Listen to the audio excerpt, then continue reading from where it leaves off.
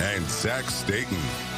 Don, for so long, so many doubted if Trey Lance could play quarterback at the highest level. Tonight, San Francisco said they believed more than enough in him. The Minnesota Vikings' focus was clear in the NFL draft. They had 3 picks in the first 2 days. They were all offensive players. A rematch of the last 2 Dakota Bowls as Cheyenne hosts Century. 4 of the last 5 losses the Mustangs have had since 2018 have come to Ron Wingenbach's squad. Becky, we've had to do a little hiding away from the weather today. It's been a little rainy here in Cleveland, but that hasn't put a damper on the mood here at all. Hundreds are behind me crowding the stage. Thousands more have poured in to the NFL draft experience. Dom, as work is getting started behind me to get the field turf installed here at Fargo North, the mentality of the Spartans is also still under construction. Cam Miller said he never thought about leaving North Dakota State, even when he lost a starting quarterback competition to Quincy Patterson.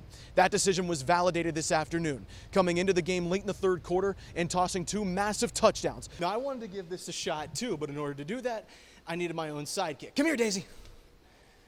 And I got the perfect one in my own dog, Daisy. You want drama, emotion, joy, triumph? Where else would you go than the North Dakota State hockey tournament? TCU would retake the lead, but then Rocky Cruiser, oh my goodness, putting a Horned Frog on a poster, plus the foul. First half, look how far Deshaun Allen Aikens is away from the basket, and look how much he does not care.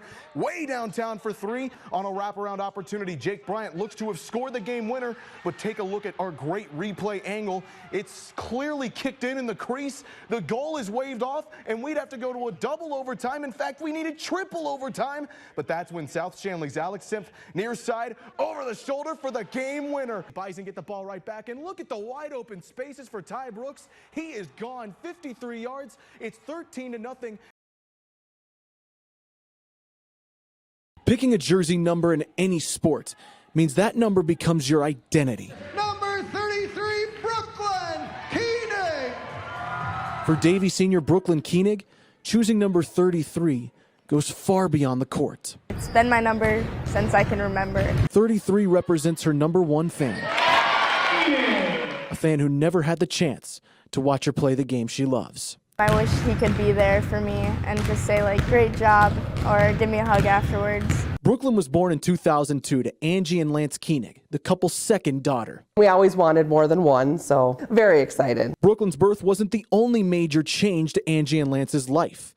The 9/11 terrorist attacks were 1 year earlier, and Lance, a member of the National Guard, knew he might be called overseas soon. You knew it was a possibility, and I guess I never questioned it. We just, like you said, you're part of the Guards, and you hope and can't imagine that it's ever going to happen. But Lance always knew he wanted to be a protector for his family and his country. His dad was in it too. Okay. So yeah, it was a part of him. And I mean, he truly believed in serving his country. The phone call came in December of 2003.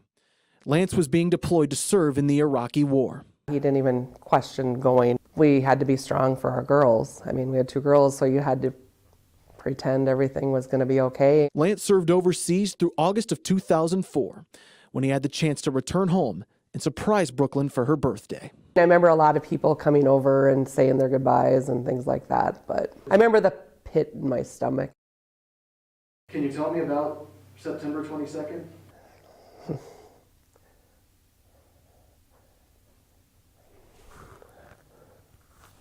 You know, 2 people come to your door and, you know, like you kind of see in the movies that they tell you that, you know, what's happened and stuff. And I guess remember dropping to my knees.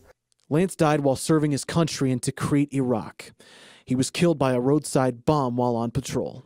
I remember calling a few people and they couldn't understand what I was even saying. It's nothing you can ever be prepared for.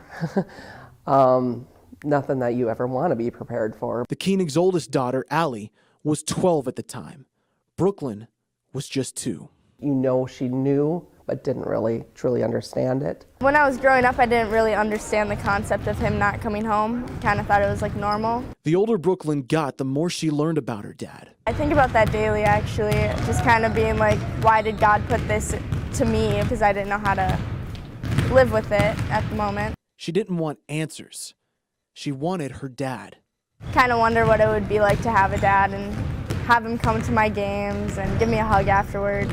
Left wondering what life would have been like, but knowing without a doubt he died a hero. He gave his life for our country, so it makes me proud of like who he was as a person, and it kind of just like formed me into who I am today. So when it came to choosing her jersey number, Brooklyn knew the best way to honor her father. 33, a number that has many meanings to the family, including the age Lance was when he died. He wore it, and it's kind of like our family number. I see it all the time. And she also has 3 tattoos on her arms that remind her that her dad is always near. Love, just knowing that he's protecting me and guiding me through everything. Those tattoos and a simple number help her know her dad's memory will never leave her. If you could say one more thing to him, what would it be? I love you, and thank you for always protecting me. I really don't have it that bad. Leanna Olness' senior season wasn't supposed to be spent on the sidelines.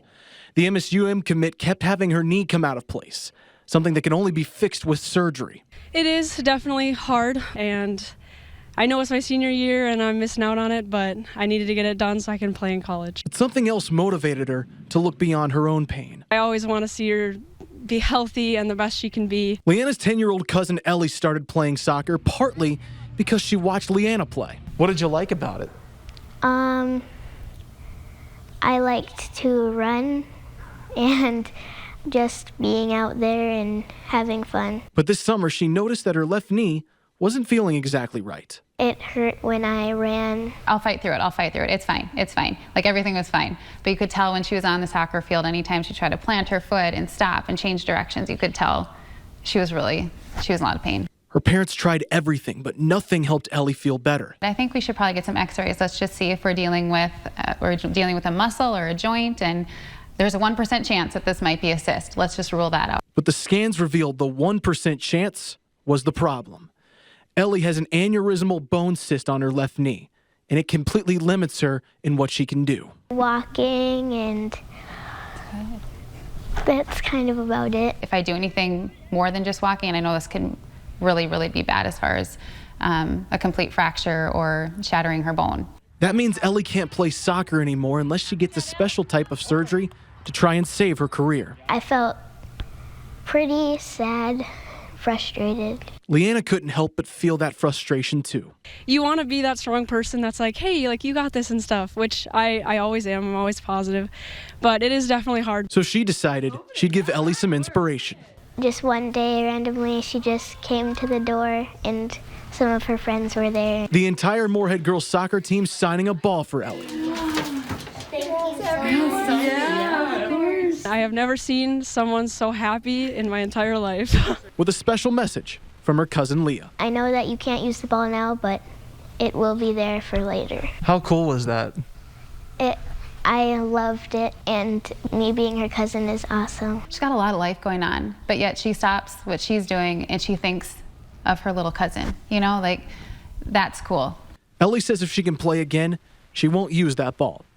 She'll keep it in her room as a reminder of how much it means to have somebody else care. It really made me think of what she has kind of gone through with her knee as well. Felt really good. My heart was so full, and I can tell that my friends were too, and seeing that on her face, like, that made my whole year. It was awesome. Reporting for Sports Sunday, I'm Zach Staton.